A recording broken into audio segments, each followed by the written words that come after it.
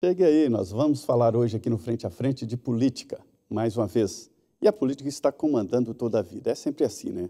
A política define a sua vida, a escola do seu filho, a sua moradia e tudo o que você vive tem a ver com a política. É por isso que a gente vem aqui, nas entranhas do poder e leva até você as opiniões de todos para você ter a sua opinião e isto é muito importante. É o momento em que o presidente eleito, Luiz Inácio Lula da Silva, já começa a detalhar o chamado pente fino do futuro governo. Definição das pastas, os novos ministérios e agora já os ocupantes. Ele diz que tem 80% do governo já na sua cabeça, os que sobem a rampa no dia 1º junto com o presidente. E hoje, aqui no Frente a Frente, o deputado Carlos Zaratini. Deputado, muito boa noite e obrigado por abrir essa agenda bem apertada do senhor para conversar aqui com os telespectadores da Rede Vida. Boa noite, Zé Maria. Boa noite, Denise. É um prazer a gente estar aqui. Boa noite a todos que estão nos ouvindo. Muito bem. E nessa mesa redonda aqui do Frente a Mente, a minha parceira de sempre, Denise Rotenburg. Boa noite, Denise. Vamos lá, né? Boa noite, Zé Maria. Vamos lá, né? O último Frente a Frente do ano. Isso. É um prazer estar aqui com você, mas a nossa equipe vai entrar em férias coletivas, mas nós voltaremos depois do Natal para a posse do presidente Lula. E aqui conosco vamos falar também hoje da transição com o deputado Carlos Zaratini, ele que é do PT de São Paulo, está no seu 4º mandato, indo para o 5º mandato de deputado federal, ou seja, é uma vasta experiência, já foi líder do partido, líder da oposição, né, que fez ali um trabalho combativo no governo do presidente Jair Bolsonaro e agora está cotado para líder do governo. Ele nega, mas olha, pode escrever. Quem sabe essa aposta esteja certa. Deputado, muito boa noite. É um prazer receber o senhor aqui. Muito bem-vindo ao Frente a Frente. E a gente quer saber do que vai ser feito aí para frente, como é que vai ser o início, aí, os primeiros passos do futuro governo. O senhor que está lá na transição, ali no burburinho, né, nos bastidores que estão fervendo. Muito boa noite. Boa noite. Olha, nós estamos trabalhando muito agora para resolver o problema dessa chamada PEC do Bolsa Família, ou PEC da transição, que é uma PEC, uma proposta de emenda constitucional, que abre um espaço no orçamento para o governo poder funcionar. Olha o que está acontecendo no governo do Bolsonaro, agora nesse final de ano. Não tem dinheiro para pagar a conta de luz das universidades, não tem dinheiro para as bolsas de estudo do CAPES, não tem dinheiro para a farmácia popular, não tem dinheiro para a Polícia Federal. Enfim, o governo está parado. Por quê? Porque, evidentemente, gastou mais do que podia e agora está prensado, não consegue completar o mês de dezembro. Então, a PEC que nós estamos propondo, ela amplia, né, o que foi aprovado no Senado, ela amplia, né, o teto, né, e com isso ela abre um espaço de praticamente 70, 80 bilhões, né, para que o governo possa atender a população na saúde, na educação, né, nos serviços públicos de forma geral. Isso é mais do que necessário para a gente poder ter um início de governo importante. E o presidente Lula está trabalhando fortemente, né, na constituição desse governo, buscando pessoas qualificadas e, ao mesmo tempo, buscando representar no governo os diversos partidos e as diversas forças sociais que apoiaram a sua eleição. Então, o governo não vai ser um governo do PT, não vai ser um governo da esquerda, vai ser um governo que representa esse arco de forças que elegeu Lula presidente. E isso é positivo, deputado? Quando o senhor diz assim, não será um governo do PT e não será um governo da esquerda, o senhor admite que perdeu espaço no eleitorado e na vida do país, na vida política? Olha, eu não vou dizer para você que perdeu espaço, porque as coisas elas se movimentam muito, né? O fato é que, após o golpe contra a Dilma, né, depois veio o governo do Michel Temer, a prisão de Lula, né, toda a campanha que nós fizemos para Lula ser libertado e depois poder ser candidato, tudo isso foi uma odisseia, foi uma luta, né? E a gente viu que o desgoverno do Bolsonaro levou uma ampla frente. Então não é possível a gente ignorar essa frente que se formou. Nós precisamos juntar essa frente para governar cada vez melhor. Não foi só para ganhar a eleição?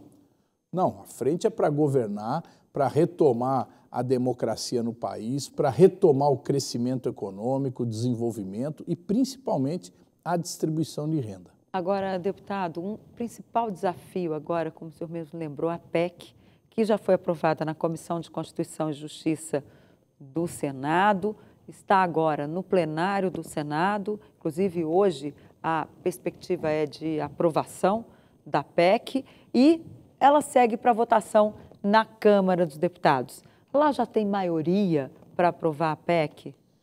Sim, lá nós já temos maioria para aprovar a PEC.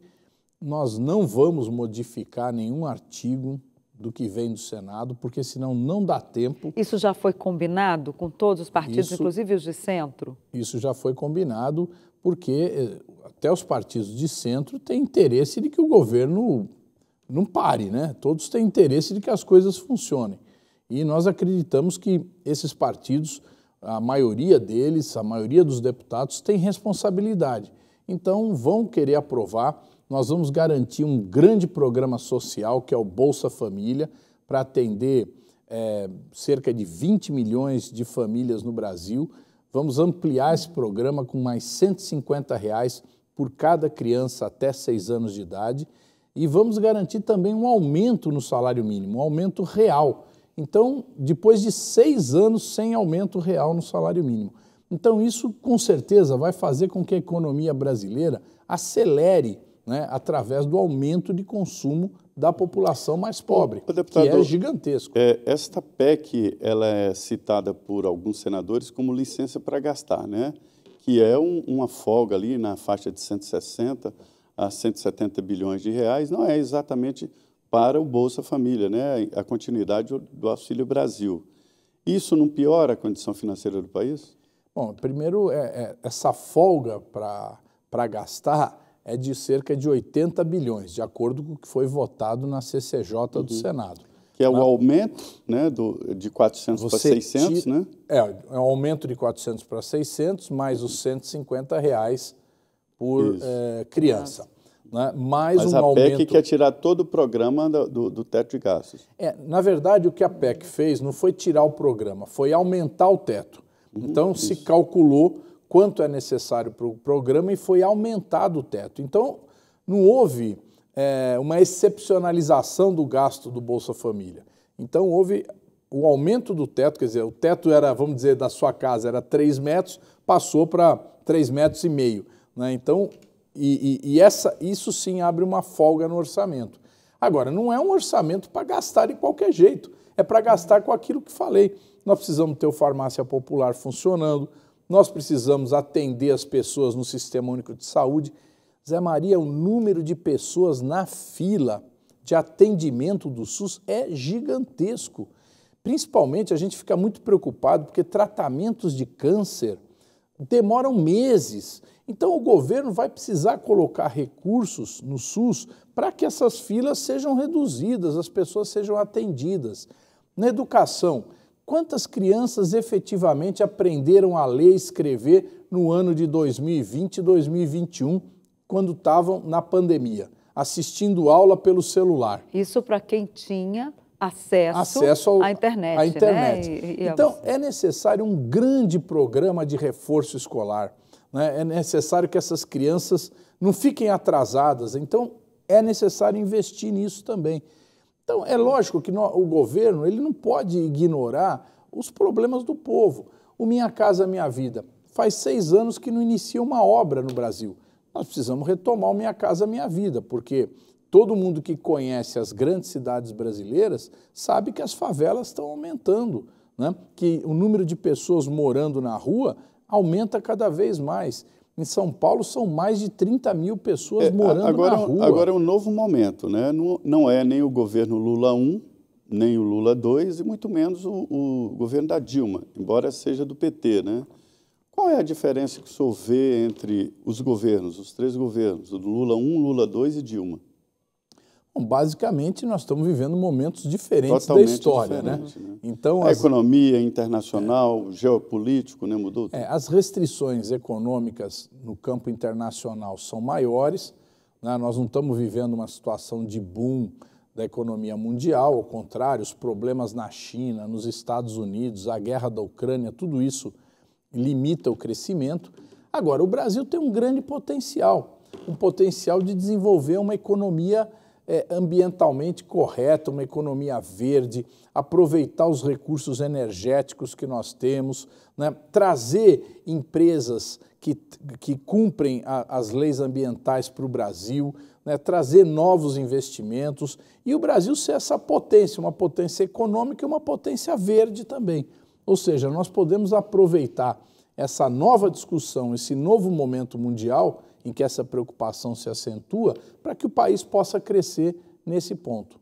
Agora, o Zé Maria lembrou bem, o cenário internacional é completamente diverso daquele lá dos primeiros governos. E também o cenário interno. A gente tem, especialmente no Congresso Nacional, no primeiro e no segundo governo do presidente Lula, não tínhamos o orçamento impositivo. As emendas individuais, o governo liberava as emendas que queria, cresceu, assim né, Denise, como a ação a do questão Congresso? das emendas coletivas, né, as emendas de bancada, as emendas de comissão, elas eram de livre, o executivo tinha poderia escolher o que ia liberar, o que não ia liberar.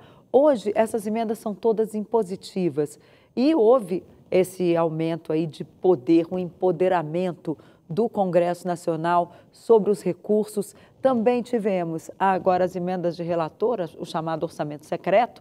Como é que vai ser lidar com toda essa mudança em termos ali da relação com o Congresso? Qual vai ser a nova base de relacionamento ali com o Congresso? Olha, você citou aí, ao longo desses anos todos, e principalmente do fim do governo Dilma para cá, houve uma ampliação do espaço do Congresso no orçamento público. As emendas se tornaram impositivas, foi ampliado a chamada RP9, né? Se criou esse tal orçamento secreto, né? Porque não revelava quem são os deputados que estão indicando as emendas. Então, agora, a primeira coisa, nós vamos acabar com esse orçamento secreto, vai deixar de ser secreto. Mas vai ser possível acabar com as emendas de relator? Eu acho que não vai ser possível acabar com as emendas de relator, porque quem vota o orçamento é o Congresso. E o Congresso não vai deixar de ter esse montante que ele já conquistou. Então, o governo tem que trabalhar com isso, tem que trabalhar com essa nova realidade, respeitando o Congresso, né, e buscando se entender com o Congresso em quais são as prioridades do país. Então, é muito ruim, por exemplo, a gente vê as emendas, né, às vezes elas são direcionadas para coisas que são importantes, lógico, toda emenda é importante, mas você não está colocando recurso naquilo que é prioridade. Então, por exemplo, na educação, uma das prioridades no Brasil, Plano Nacional de Educação, é a ampliação do atendimento em creches. Então, o governo tem que discutir com o Congresso isso. Vamos então fazer emendas, os deputados fazem as emendas, na creche. Estou dando um exemplo aqui, pode ser muitas outras coisas. Para já direcionar, né, para coisas então, que importam mesmo. Exato, né, vamos direcionar para aquilo que importa, né? Você vê, o programa de cisternas no Nordeste foi paralisado. O governo pode discutir com os deputados do Nordeste, olha, vamos ampliar o atendimento e melhorar a segurança hídrica, né? Na Grande São Paulo, por exemplo, o problema da falta de moradia. Então, vamos colocar recursos para a moradia popular. Mas novidade disso é a execução, né? Quando o Congresso coloca de uma forma impositiva os gastos do orçamento, está executando, né? De certa forma está executando. Vamos dizer que houve até um exagero, né? Que a gente viu que nesse governo do Bolsonaro deixou de existir aquele comitê de liberação de recursos, que todo governo tem um comitê que participa o secretário da Casa Civil, o secretário do Planejamento, o ministro da Economia, né? As principais de gestão orçamentária. É o comitê de gestão orçamentária. Esse comitê deixou de existir. Ficou na mão do Arthur Lira, do Rodrigo Pacheco e do Ciro Nogueira. Então, eles decidiam o que liberava. O ministro da Economia, o Paulo Guedes, ficou fora. Então, praticamente, a direção efetiva da execução orçamentária foi entregue para o comando político no Congresso. Isso não vai acontecer mais. De um orçamento teórico de 5 trilhões de reais, eu digo teórico é porque tem que descontar vários pagamentos, né? Sobram 120 bilhões, né? Discricionais, ou seja, onde se pode mexer. E aí 40 bilhões ficam no Congresso, entre emendas PIX, emenda parlamentar e o orçamento secreto. Tem ainda os investimentos de estatais, portanto, fica muito pouco para o futuro governo. É verdade, esse é o grande problema que nós temos pela frente, mas isso não é um problema de agora, esse problema já vem, né, de muito tempo. O Congresso está mais poderoso, né? Está mais poderoso. Agora, se nós conseguirmos, no primeiro ano de governo, realizar uma reforma tributária, né, uma reforma tributária que incida menos sobre a produção, incida menos sobre o consumo e incida mais sobre a renda dos mais ricos, dos bilionários, porque no Brasil é uma situação esdrúxula. O bilionário não paga imposto e a classe média paga muito imposto. Isso tem que mudar. Ok, nós vamos para um rápido intervalo. Eu convido você a continuar aqui conosco, que hoje eu e José Maria Trindade recebemos o deputado Carlos Zaratini, do PT de São Paulo.